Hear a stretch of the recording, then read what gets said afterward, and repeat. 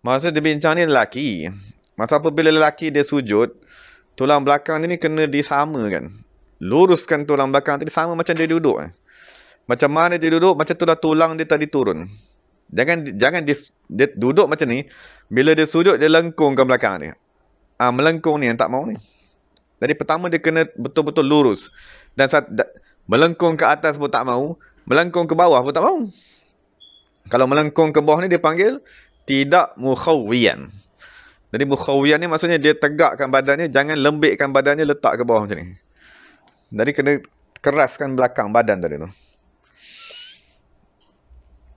Tetapi wala tidaklah. Takunu adalah almar'atu perempuan mukhawwiyatan mengangkat perutnya. Maksud perempuan dia lembutkan badannya biar semuanya rapat-rapat. Lepas tu dia sujud sujud dalam menghimpunkan badannya. Maksud lelaki tadi apabila dia sujud, pertama sekali bila dia letak tangan, dia letakkan berat badannya di atas tangan ni. Maksud bila kita sujud, kita letakkan berat badan kita ni di atas tangan. Jangan letak dekat kepala. Maksud kebanyakan orang bila dia sujud, tangan dia tak pakai pun. Dia letak berat badannya atas kepala. Jadi urat tengkuk, kan, urat di leher ni semuanya tegang dan keras, otot-ototnya mengeras. Jadi macam mana darah nak turun ke otak? Jadi itulah masalah apabila sujud tadi, darahnya tak sampai ke otak. Jadi apabila kita sujud, kita jadikan berat badan semuanya di bahu dan tapak tangan. Supaya lepas tu dalam masa sama, bila kita letakkan berat badan di atas bahu ni, maka tulang belakang dia akan menjadi lurus. Dan dia punya otot-otot yang berada di tulang belakang tu dia akan diaktifkan. Sebab semasa dia sujud tadi, berat badan dia tadi berada di tangan. Jadi apabila kita dah renggangkan antara dua lutut, maksudnya kalau lelaki tu cuba dia rapat, dia dah renggang kan. Tapi jangan biarkan kaki dia longgar macam tu. Maksud kaki dia tadi dia kepitkan ke dalam sikit. Maksudnya masa dia sujud tadi tu, dia dah letak dua lutut dia macam ni. Lepas tu dia hidupkan ototnya ke dalam. Tarik ototnya bagi ke dalam. Supaya otot-otot peha tu dia aktif semasa sedang sujud. Maknanya bila kita sujud tadi, di sini bahu, di bawah bahu ni tapak tangan. Maksud jangan letak tangan kat luar, letak kat sini. Lepas tu tempat yang paling sempurna lah untuk menahan berat badan. Maknanya bila kita sujud, tangan yang di tanah tu macam ni. Supaya apa dia? Penyerapan tenaga berlaku dengan cara yang maksimum. Sebab tangan ni diibaratkan macam alat untuk mengecas. Sini untuk apa dia? Mengeluarkan, yang sini sedut. Jadi kalau kita buka macam ni, dia punya pemindahan tenaga tu tak sempurna. Jadi kita rapatkan. Rapat, letak betul-betul di atas tanah.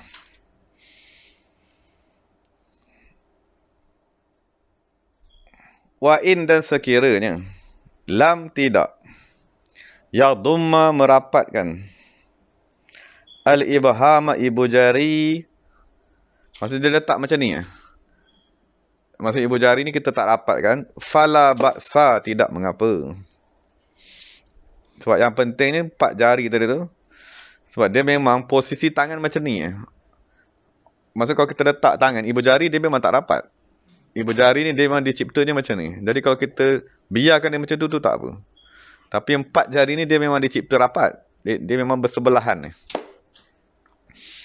Jadi kalau kita tak rapatkan ibu jari, sebab kalau kita rapat, kita sebenarnya macam stres dia, kita paksa dia. Jadi kalau tak nak paksa dia pun tak apa, biarkan saja. Maksud kita bila kita sujud, letak tangannya macam ni. Jadi jangan kita sujud, kita letak tangan daripada sini sampai ke sini. Ke lantai, letak macam ni. Itu yang dilarang.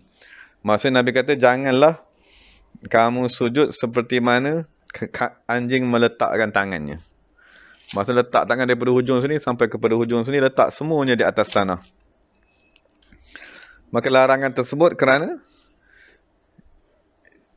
pertama sekali dia tidak membentuk otot dada manusia. Maksudnya kalau kita sujud macam ni, Bila kita letak tangan ni macam ni, dan kita letakkan berat semua ke atas bahu, jadi otot daripada sini kepada sini dia akan diaktifkan. Maksudnya disenamankan. Daripada sini sampai ke sini otot ni semua akan berkembang untuk menahan berat badan daripada jatuh ke atas tanah. Tapi kalau kita dah duduk macam ni, sembahyang dalam keadaan malas, kan, maksudnya semua otot-otot ni akan tak pakai. Jadi rugilah. Maksudnya sembahyang ni dia ialah daripada, sebab sekarang ni Imam Ghazali dibincang amalan zahir. Maksud amalan zahir sembahyang ni ialah senaman. Senaman yang amat bermanfaat kepada jasad. Cuma kita kena usahakanlah buat dengan betul tu ni. Sebab kalau kita sembahyang dalam keadaan malas, memang tak dapat manfaat.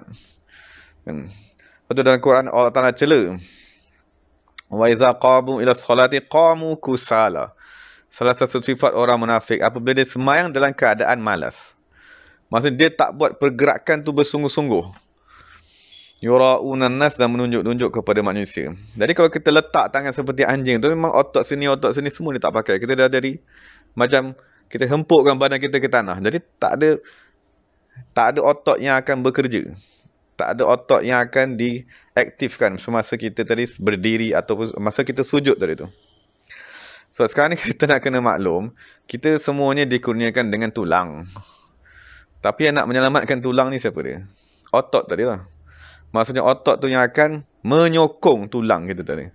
Jadi kalau otot kita semuanya lembik, atau ototnya semuanya tak aktif, atau ototnya semuanya lemah, maka akhir sekali tulang tu akan rosak. Tulang tu akan terbeban ke atasnya untuk menanggung badan tadi. Dan apabila kita sujud tu sebenarnya kita akan mengaktifkan tulang bahu, otot di bahu, otot tulang belakang, semuanya akan dibetulkan. Dan apabila kita sujud tadi tu dan kita latih letak berat badan di atas bahu, nanti tulang belakang kita akan lurus ni. Bila tulang belakang kita akan lurus, disebabkan otot-otot ni semuanya bergerak, dia pegang tulang belakang tadi. Jadi selepas ni nanti bila kita duduk, dia pertama ni nak membetulkan bongkok tadi. Jadi kalau otot di keliling tulang belakang ni dah hidup, jadi bongkok yang ada pada kita tu akan dirawat. Maksud setengah orang dia akan duduk macam ni.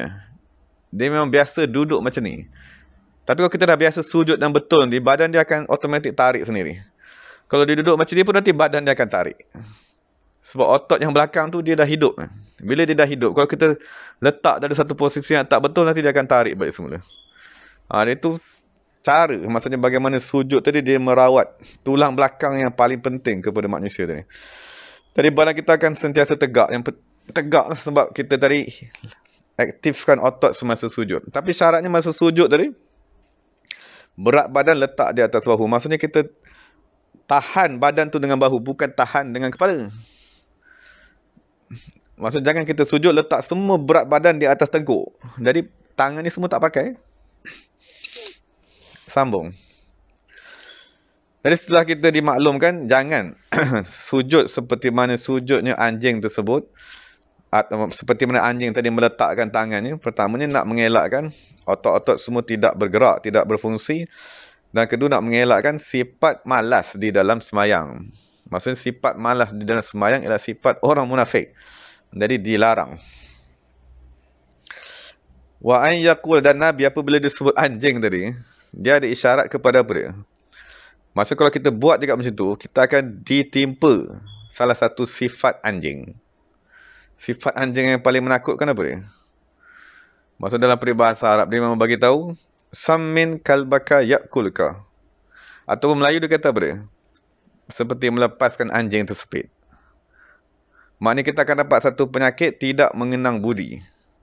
Tidak mengenang jasa orang. Itulah sifat anjing yang paling bahaya sekali. Maksudnya sujud ni kita nak sujud kepada Allah Ta'ala. Tapi bila kita sujud kepada Allah pun kita malas. Maknanya tak mengenanglah jasa Allah Ta'ala. Jadi kalau kita dengan Allah Ta'ala kita dah ajar, malas, tak nak sujud bersungguh-sungguh, Allah yang bagi mata, telinga, badan, hidung ni pun kita tak mau sujud dengan bersungguh-sungguh. Jadi penyakit tu akan merebak. Penyakit tidak mengenang jasa tadi. Maksudnya kita tolong, nanti dia akan gigit kita balik. Itu penyakit tu bahaya. Maksud kalau ada pada anak-anak, waliyahzubillah, anak tu dah dibesarkan oleh mak bapak, bila mak bapak tu, anak tu dah besar, dia menyakiti mak bapak ni balik semula, waliyahzubillah. Ataupun orang yang kita tolong, dia menyakitkan kita balik semula. Maksudnya majikan, tolong, pekerja, kawan-kawan sebagainya, lepas tu dia menyakitkan kita balik semula. Jadi itu sifat anjing. Yang diistilahkan seperti melepaskan anjing tersepit. Kalau Arab dia kata, Sammin kalbaka yakulka. Kamu gemukkanlah anjing kamu, nanti dia akan yakulka, makan kamu balik semula. Jadi sifat anjing ni hendaklah kita pelihara.